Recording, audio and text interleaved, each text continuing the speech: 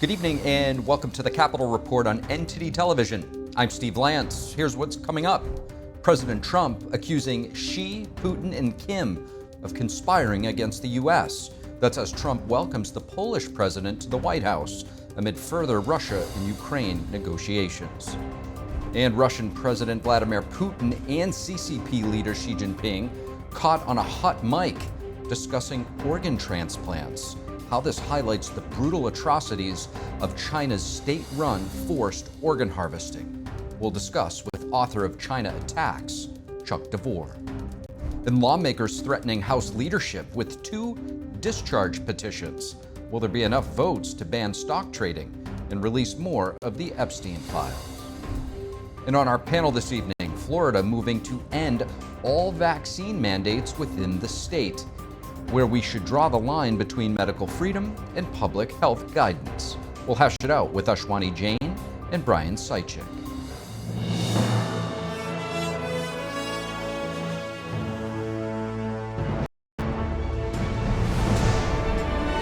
This is Capitol Report, live from our global headquarters in our nation's capital. Here's Steve Lance. And Florida moving to end all vaccine mandates. Here's Florida's Surgeon General Joseph Ladapo making that announcement earlier today.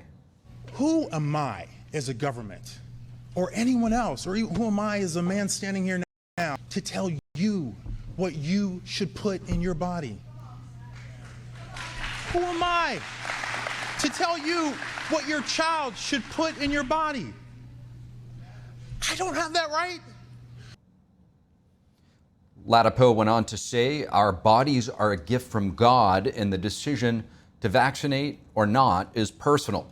He lashed out at White House at officials who say that he have convinced people they have the right to mandate vaccines, calling it immoral. Florida Governor Ron DeSantis said his administration can unilaterally end some of the vaccine mandates. He said he will work with the legislature to repeal a statute requiring children to receive vaccines to enter school. If the legislature passes it, Florida will be the first state to end all vaccine mandates for children and adults.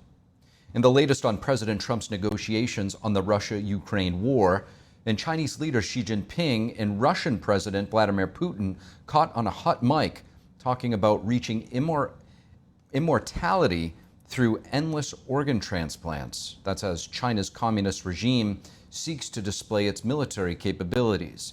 And today's Mari Otsu brings us more from the White House. Taken very strong action, but I'll be speaking to him over the next few days. President Trump saying he'll be speaking to Russia's Vladimir Putin over the next few days, warning Russia of more actions if Putin doesn't cooperate in negotiations. I have no message to President Putin. He knows where I stand, and he'll make a decision one way or the other. And if we're unhappy about it, you'll see things happen. Welcoming the Polish president to the White House with a flyover tribute. President Trump assures that American troops will stay in Poland, quelling speculation that they could be pulled out. Meanwhile, President Trump taking issue with China's military parade over a lack of credit to the U.S. I was very surprised. I watched the speech last night. I don't believe that America, that the United States was acknowledged for helping China to gain its freedom. The parade at Tiananmen Square aims to recast the Chinese Communist Party's role in World War II. President Trump, in a Tuesday post on Truth Social, accuses China of, quote, conspiring against the U.S. along with Russia and North Korea, whose leaders are in attendance. And walking shoulder to shoulder at the ceremonies in Beijing, Xi and Putin were caught on hot mic talking about organ transplants and immortality.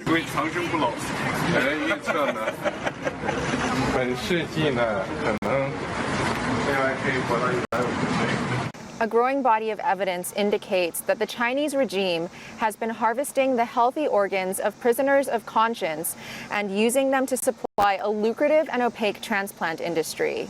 The London-based China Tribunal concluded after a year-long investigation that practitioners of Falun Gong, a mind-body spiritual practice persecuted in China, were the primary victim group, with Uyghurs and House Christians also at risk. In May, the House overwhelmingly passed the Stop Forced Organ Harvesting Act, aimed at punishing perpetrators of state-sanctioned forced organ harvesting in China. An absolutely ugly truth being committed right now as we meet by Xi Jinping and the Chinese Communist Party. They are murdering tens of thousands of young people, Uyghurs, Falun Gong practitioners, and some others, in order to steal their organs. And on the parade, President Trump says that he wouldn't have attended even if he were invited, as it wouldn't have been his place. Reporting from the White House, Mariotsu, NTD News. And more on the hot mic that picked up the leaders of China and Russia discussing organ transplants earlier today. That's as the CCP has been conducting forced live organ harvesting at scale from prisoners of conscience. NTD's Washington correspondent Jack Bradley brings us more. Russian President Vladimir Putin and Chinese leader Xi Jinping caught on a hot mic discussing living to 150 years old through continuous organ transplants. It was caught while they were walking together during a military parade in Beijing on Wednesday.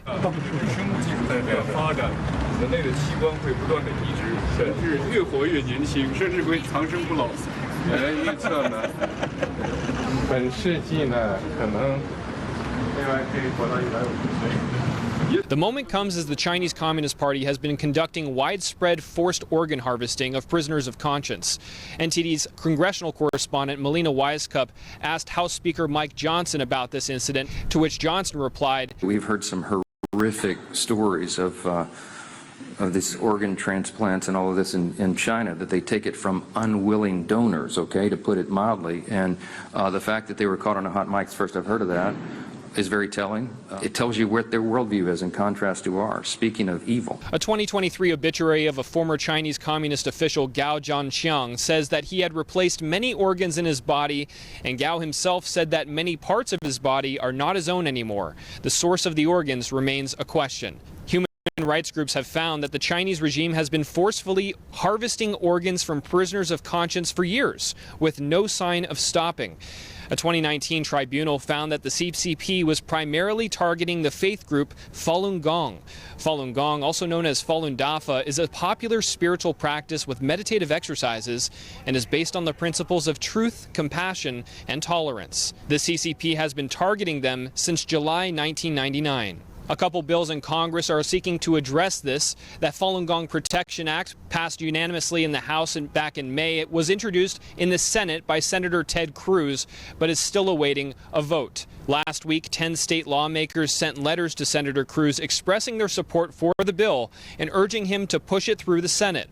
One of the letters from State Representative Tom Oliverson reads, "The persecution of Falun Gong practitioners in China represents one of the most severe violations of human rights in modern times. For over 2 decades, people of faith have endured arbitrary detention, torture, and even forced organ harvesting simply because of their spiritual beliefs." And they're subject to horrific practices, including organ harvesting. They literally capture practitioners of Falun Gong.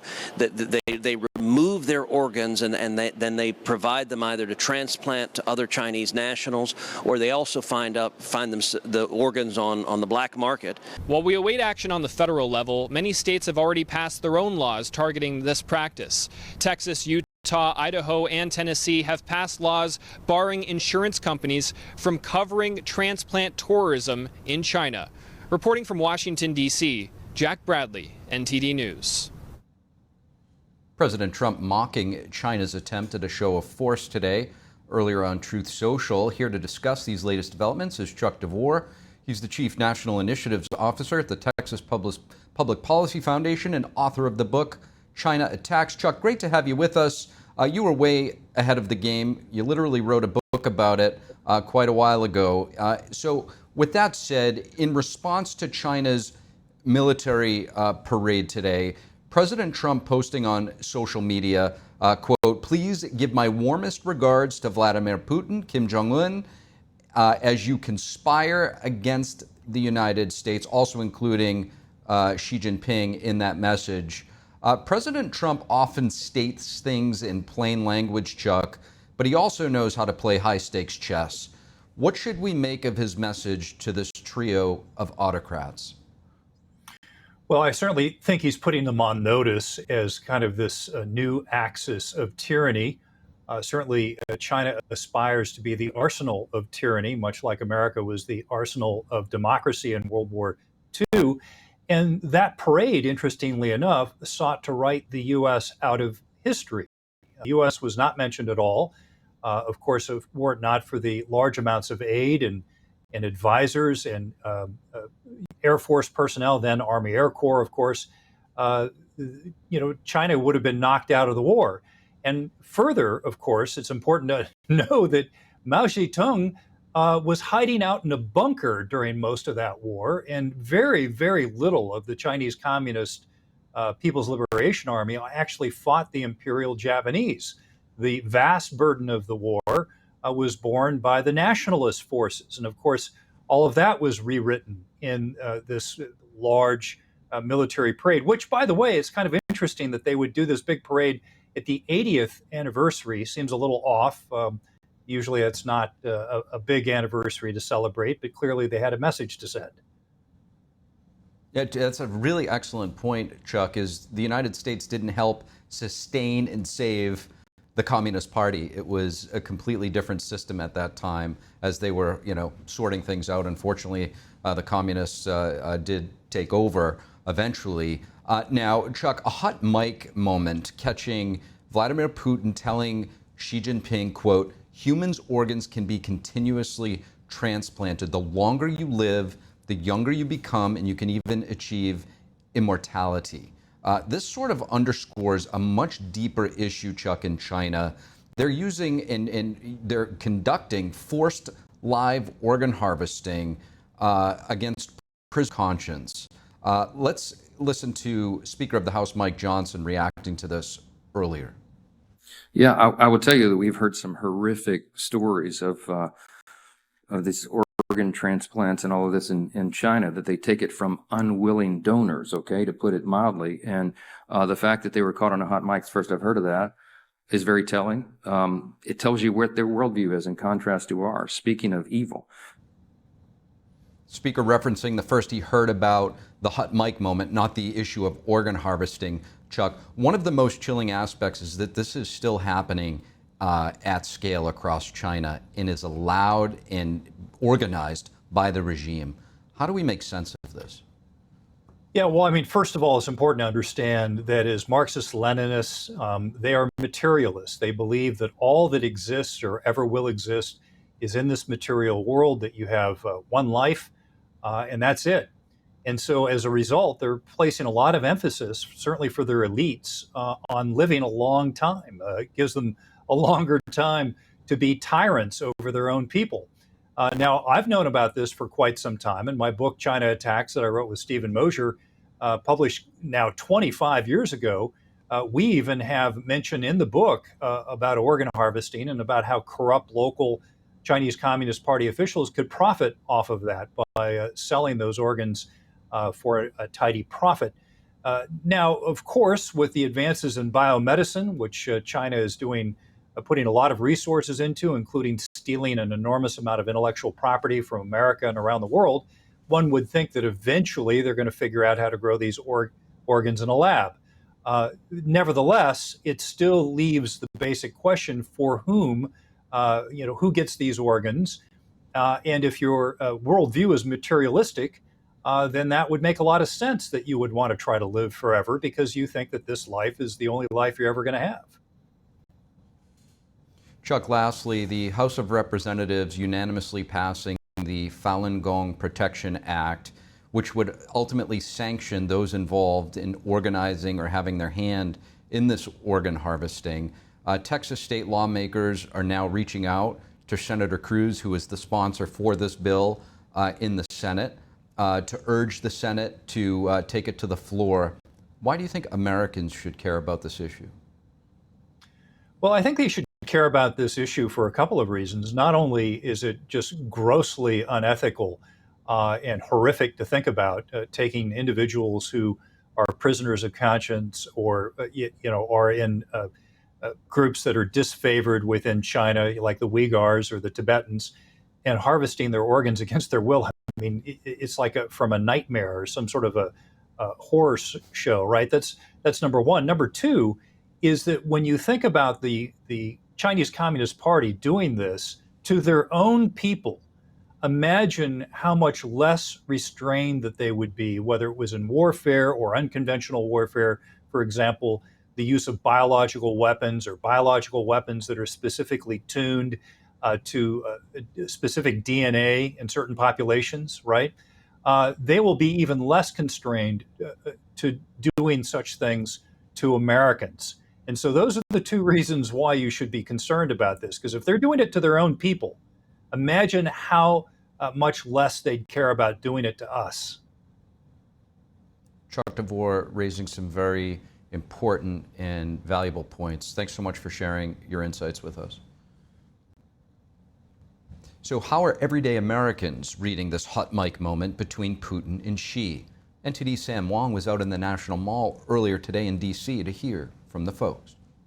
During the military parade in China, there was a hot mic moment caught between Putin's translator and Xi Jinping. I'm going to read that statement to you. So he's saying, human organs can be continuously transplanted. The longer you live, the younger you become, and you can even achieve immortality.